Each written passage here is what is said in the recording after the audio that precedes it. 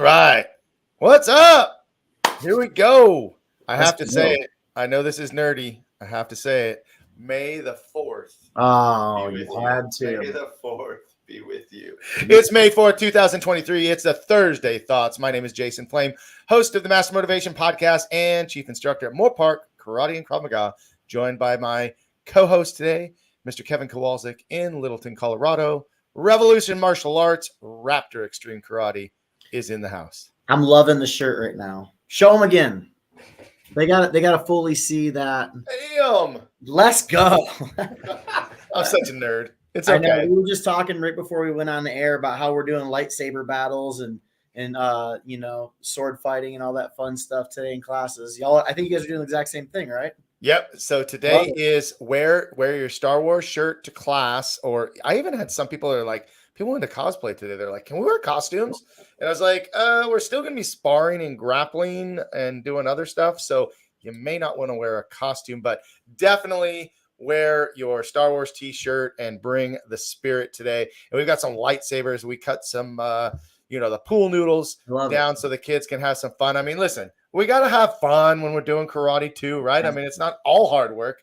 Got to have a little bit of playtime. So we'll be doing that today. So listen, our Thursday thoughts, we're on a new theme this month, and we're going to be talking about self-control. And here's our quote for this week. It says, "He who reigns within himself and rules passions, desires, and fears is more than a king." And so what is self-control? Self-control is a way that we show respect for others and respect for ourselves. Self-control means making choices not based on our emotions in the moment, but based on what we know is right for ourselves and for others. We think through what we should do instead of immediately doing what we want to do. It's a good topic for the day. I love it. Yeah. So, I mean, without self-control, nothing else matters, right? Self-control is kind of the root. If you think of a tree, having self-control is like the root to like all other success in life. Like if you can't have self-control and discipline in your eating or in your finances or in your relationships or in your in anything, like nothing else can be successful without self-control. Like it's kind of the root, right? Mm-hmm. No, absolutely. And it's for us as Tong Sudo practitioners, right? And in a lot of systems, the 5 tenets of Tong Sudo are courtesy, integrity, perseverance, self-control, and indomitable spirit. So I mean, this is one of those words that we've been talking about, from the very beginning. As a matter of fact, I had a student today who it's like maybe I don't know, he's within the first 10 classes, right? And we were talking specifically about standing in chumbi and how we practice self-control and how that self-control can help us, like you said, in our eating habits, in our exercise habits, in our financial habits, everything, right? So, and we were also talking about our 10-week challenge that we've got going on within our school and how some people are, when we start looking at the scale, we start kind of freaking out. And like you said, you got people worrying about a pound, well, I mean,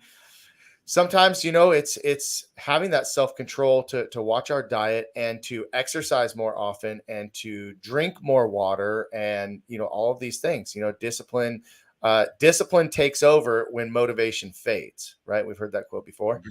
Yep. So what else, what else are you thinking when we're talking about self-control? Well, we're doing self-control at our school as well. And I think it's just an easy, simple breakdown for kids that are watching or students that are watching. Remember these 3 things. Having self-control is the things that we think, say, and do with our body, right? So that's what I've been trying to explain to our students this week. Having self-control in the things we think. So sometimes we have negative self-talk. Sometimes we talk ourselves down. We're hard on ourselves. We're very critical of ourselves.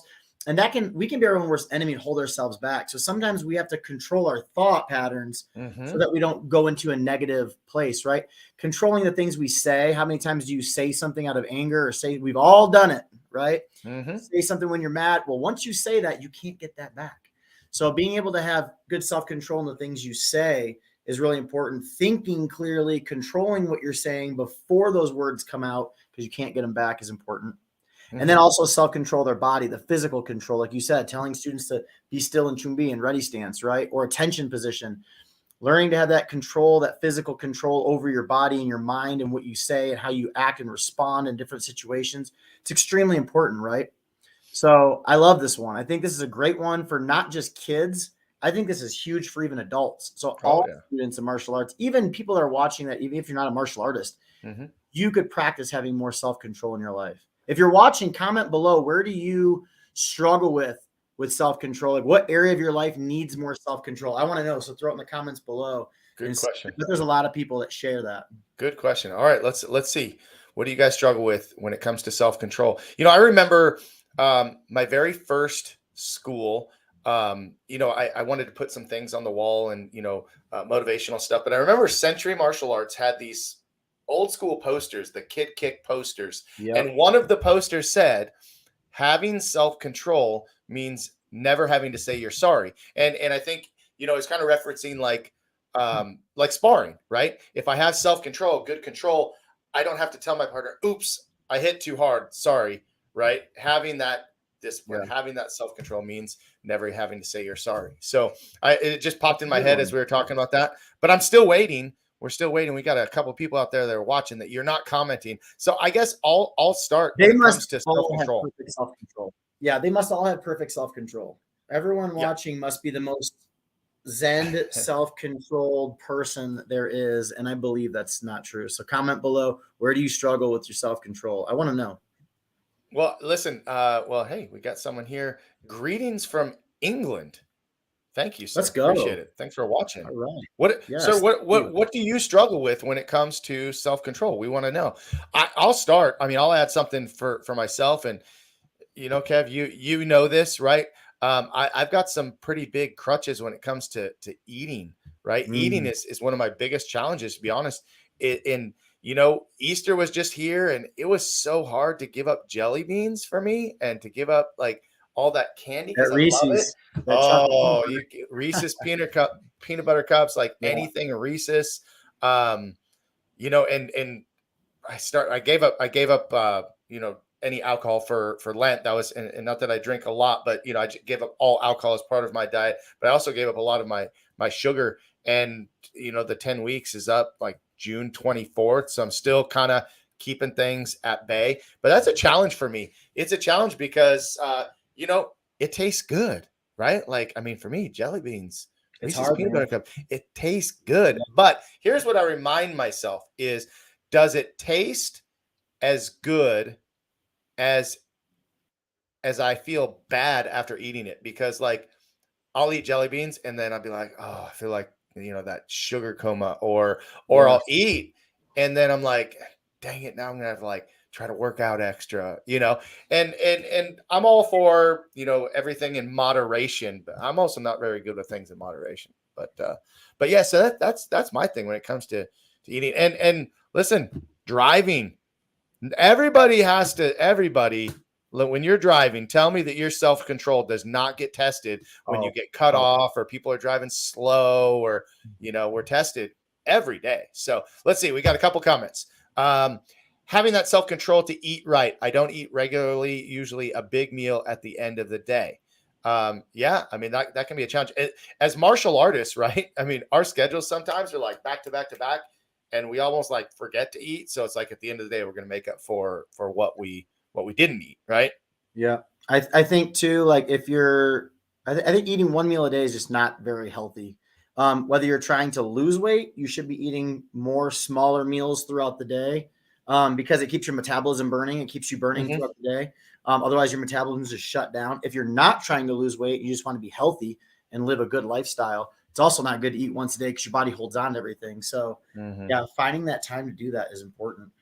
Here's another comment, and I apologize, guys. It says Facebook user, so I can't give you a shout out on who it is. So please add your names so we know who's out there. But it says, always working on my self-control, living life around people behaving like knuckleheads. Yeah, right. I mean, like, sometimes don't we see some crazy stuff at the gym, Mr. K? Like, what are you doing? What are you doing? Like, you're gonna hurt yourself. I would say to this too, and we can go down a whole crazy rabbit hole, but I'm using qualitative data to fully optimize my life right now to have the most happy, successful life I can possibly build. So what I'm talking about with when and again, this is a whole separate topic we can get into, but qualitative data tracking things like like you have knucklehead friends in your life, right? How does that make you feel when you're around those people? You have a bad day because you had a conversation with somebody that put you in a bad mood, right? Tracking this stuff like throughout the day. What did I eat? How did I feel? How did I feel after I had this conversation with this particular person, right? Tracking all this stuff and seeing where there's friction in your life and then learning to eliminate that friction so that you live a more healthier, better, fully optimized life. So that's what I'm working on this year. That's my plan this year. I track it all on my phone. I have certain benchmarks and things that I want to hit. And for me, that's self-control, right? For me, that's having the full control of my life and my happiness. And I learn when I have those knucklehead friends in my life or those people like our last comment just said from our last, those types of people out because I know that they have an effect on how I respond in my life, in my happiness. Absolutely. Well, guys, hey, thank you so far for a couple comments. But if you're still watching, we're looking for your comments. The question was, what do you struggle with when it comes to self-control? We want to know. We want to hear it. And listen, we are not experts by any means. We're just here, two guys, two karate guys having a chat about an important word that we teach on the mat each and every day. And just like our students, we're students of the game, and we're working on our self-control every single day. So and I think it's important too that we try to be good leaders for our students, right? I think that we lead by example, and having that self-control for ourselves is very important, and trying to be that example. Sometimes we struggle with things. So I'll share first for you guys that are watching. I'm a late night snack guy. I can eat super clean throughout the day. I can exercise and train and drink my water and do the whole thing. But for whatever reason, it's like late night. I'm like, oh, I want a snack, man. So I try to do healthier things if I can. But to me, that's where I struggle a little bit is like, I want that late night, that little fix, you know? Well, for me, lately, it's been like a rice cake with some peanut butter and honey on it or something healthy. But I usually want like a bowl of ice cream. But I can't.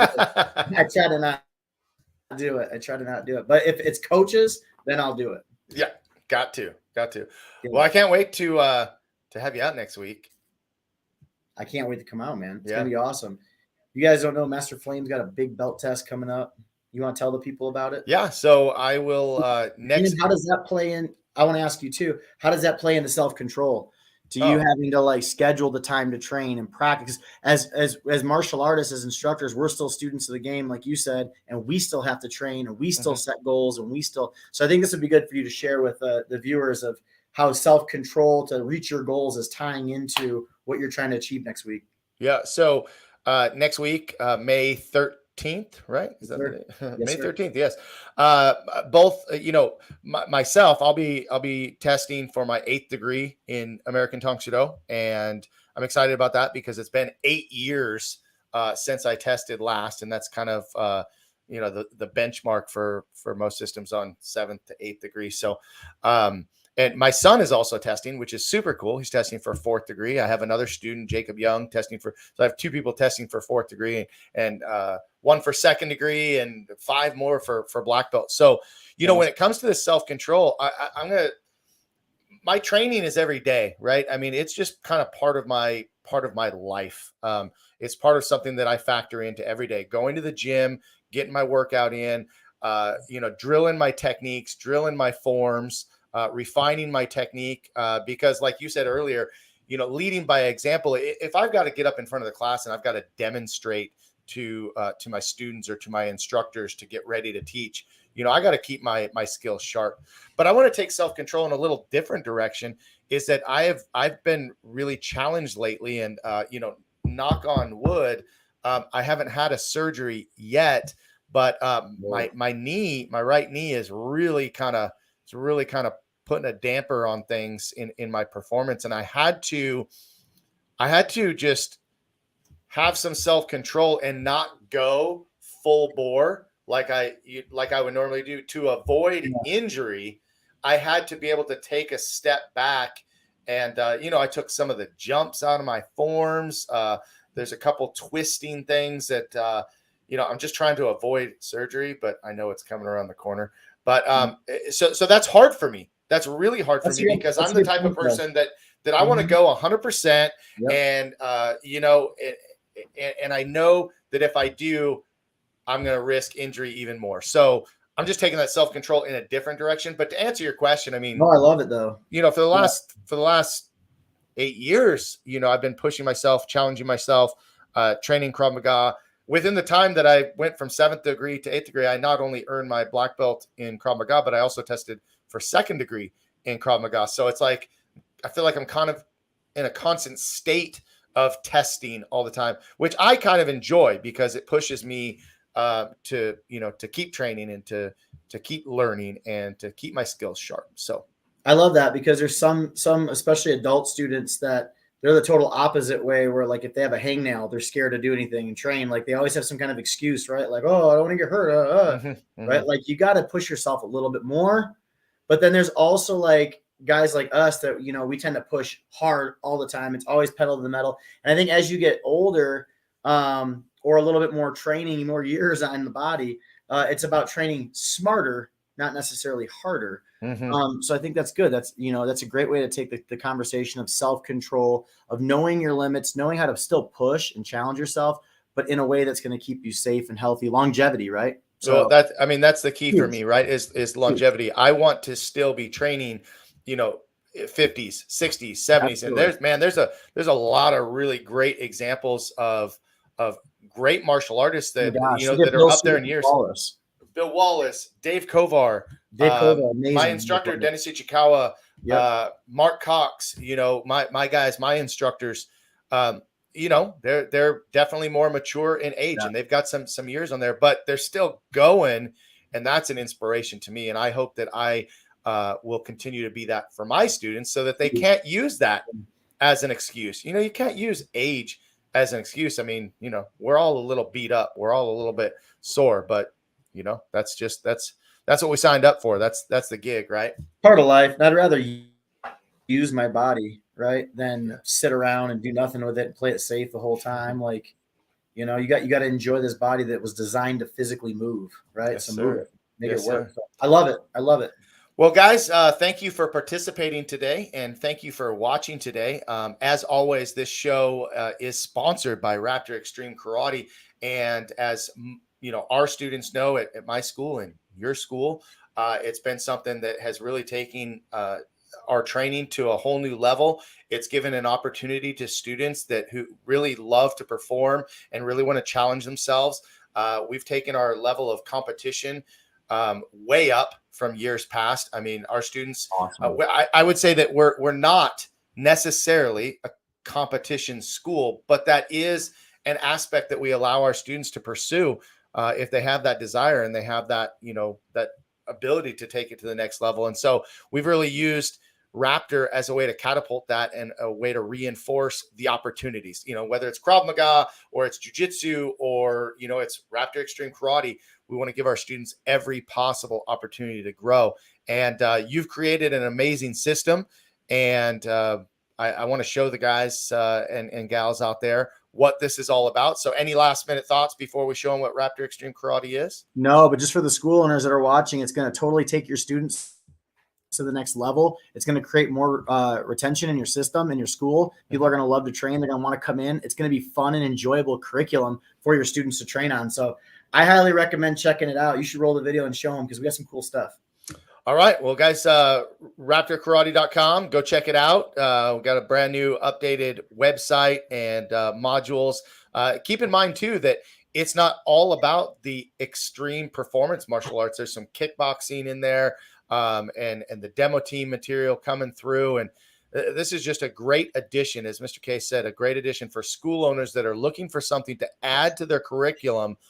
Because I'm a traditional school. I still believe in the core values of traditional martial arts, but I love to add to that to be able to give students the opportunity. So we're going to show you what it's all about. And if you have any questions, reach out to myself, reach out to Mr. K. We are available anytime. And go out and enjoy Star Wars Day and watch out. Revenge of the 5th is tomorrow. Told you, Oh I told you, I'm man. such a nerd, Oh, dude. I'm such a nerd. so cheesy, bro. Go watch Star Wars. Go watch Star Wars. It's awesome. All right, guys, that's it for today. That's our Thursday We'll see you thoughts. guys. Mr. K, Master Flame, we out. Here's Raptor Karate.